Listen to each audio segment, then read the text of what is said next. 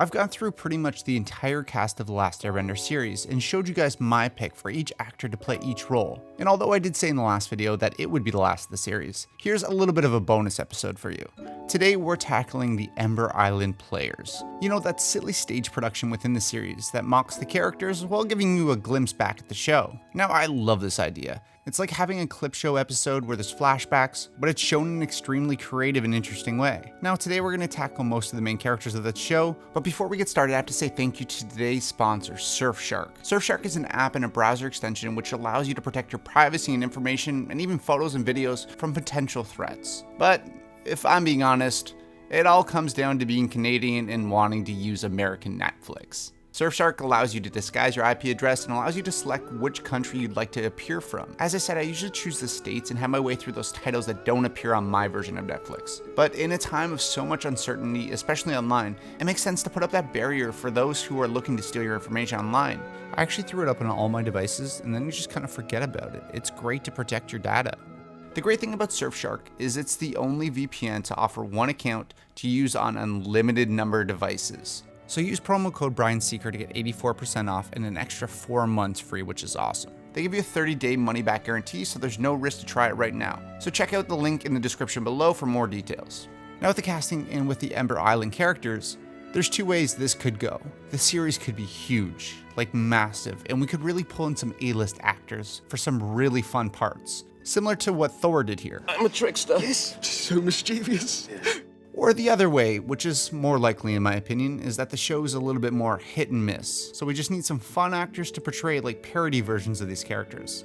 The likelihood that the live action will even come close to the animated series is pretty low. So instead I'm looking for those actors who are more of a parody version of these characters. And we're looking for actors who accurately depict what the Ember Island characters did here. Ethnicity and age are definitely something that's less important here, since these are parodies. Someone did also comment in the last video where I brought up the idea of doing this, that the actors from the original live action film should come back for the Ember Island Players, which honestly is perfect. But let's be honest, if I was one of those actors, I'd want to separate myself as far as possible from that movie and anything having to do with it. Still, we're going to tackle them today. So let's recast The Last Airbender one last time. First up, we have Aang. Now, Aang is hilariously portrayed by a female within the play. The version of Aang that we see here is over the top, high energy, and not hiding the fact that she's a female. We need someone with that high energy, that bubbly nature, but most importantly isn't afraid to go big. I went with Ellen Wong, who is best known for her role in Scott Pilgrim vs. the World, where she really shows why she'd work for this. You can see she's a very flamboyant actress who can go way over the top and has great physicality when doing it. He only likes her because she's old. She's probably like 25. Oh, she's just a fat ass white girl, you know? I think you mentioned she was fat. So Ellen Wong as Ember Island Aang. Next up we have Katara. In the play, she's clearly a much older actress and is really known for wailing and kind of breaking down with emotion. Much like the rest of the cast, she plays it big, but this is a very specific type of big. She goes large with her facial expressions and you can see her overacting from a mile away. I'm with Melissa Villaseñor, who is best known for her days on SNL, where she can definitely do the big acting version, but it's her facial expressions and her overall persona and that lower tone to her voice that I think would work incredibly well. You know, everyone says a rabbit can never be a lawyer, but they're forgetting about habeas corpus. Cause I put the butt in rabbit, zoopolis, yeah. You can see through her facial performances, she just has this overacting needed for this role, and really could amplify that emotion to 150%. So Melissa Villaseñor as Ember Island Katara.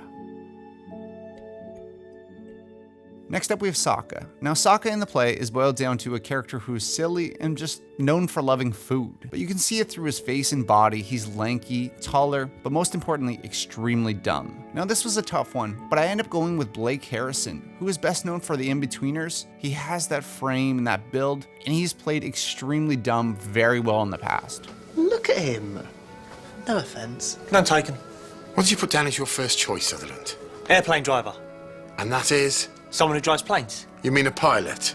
Do I? He's also well known for his ridiculous dances, as well as that physical comedy, and really could bring that into the role. So Blake Harrison as Ember Island Sokka. Next up we have Zuko. Now Zuko in the play isn't too different from the original version of Zuko. He was actually voiced by Dante Bosco's brother, Derek. and it's a really nice touch. Since we already cast Brandon Suhu in the real version of this character, and he has that Zuko voice. Growing up, we were taught that the Fire Nation was the greatest civilization in history. It only seems fitting to have Dante come back for the Ember Island version. It'd be a really nice cameo and a really nice touch for fans, and he'd play it obviously with sincerity. And honestly, haven't we all wanted to see Dante in the live action makeup of Zuko at some point? Which he kind of already did in a Nostalgia Critic video, but the results were hilarious and awesome. The time has come to reclaim my honor. You dishonorably dishonored me with my honorably honoring my honorable honor. So Dante Bosco as Ember Island Zuko. Next up we have Toph. Now Toph in the play is amazing. It's pretty much the flip side of Aang being played by a woman. Toph is played by a huge buff dude. He has obviously that tough exterior and that extremely manly voice. It's obvious that The Rock would be great for this, but if he's coming into the series, obviously he'd play the boulder first. That's why I went with Dalip Singh, who is a monster of a man. You've probably seen his face in countless films. He's 7 foot tall, jacked, and has that voice that seems like it's from another world. Even when he's standing next to a normal person, they seem incredibly small. Even if he didn't talk in this role, I think it'd be hilarious just to have him up there be massive and grunting at everyone. You and I look a lot alike, so I wanted to see for myself. I'm gonna take a piss. So Dalip Singh as Ember Island Toph.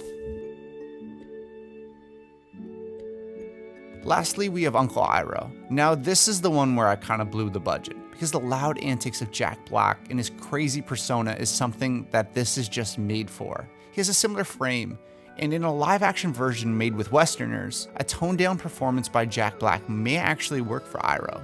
But in this sense, he can just go crazy.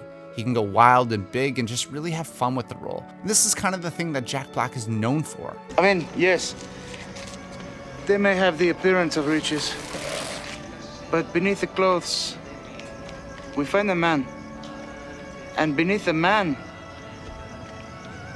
we find his nucleus. Nucleus? Yes. I think he'd do this no matter the reception just because it'd be super fun and allow Jack Black to be Jack Black. So Jack Black as Ember Island Iroh.